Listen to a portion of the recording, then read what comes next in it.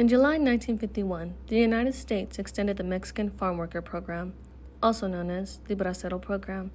Through this extension, Bracero reception centers were constructed within 10 miles of the U.S.-Mexico border.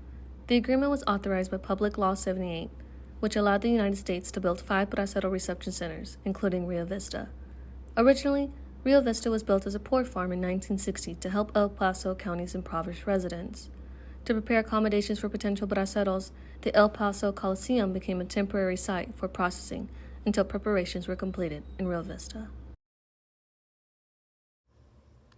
In order to prepare the site, at least $20,000 US was invested in Rio Vista so that adobe buildings can accommodate 50 to 60 braceros. Upon hearing of the Bracero program, many men would journey to migratory stations in Mexico to get the chance to contract into a farm in the U.S. Upon completing the process in Mexico, potential braceros would ride on railroad cattle cars from Chihuahua to Rio Vista for approximately 7 hours after saying goodbye to those they love. When braceros arrived, staff workers contracted by Immigration and Naturalization Services would inspect them, fingerprint them, take their photos for identification, and question them. In some cases, INS workers would have difficulty getting their fingerprints taken because of the braceros' worn-out hands from years of manual labor.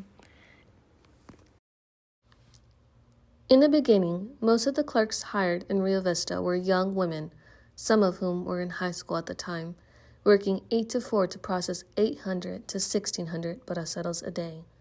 These women would work years at Rio Vista to continually work on drafting the braceros' contracts in Spanish and English.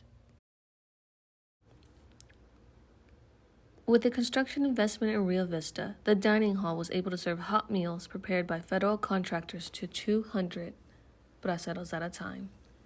The additional funds were spent leasing out Army canvas cots from Fort Bliss, Armed Force blankets, plumbing, and sleeping spaces for 1,700 braceros.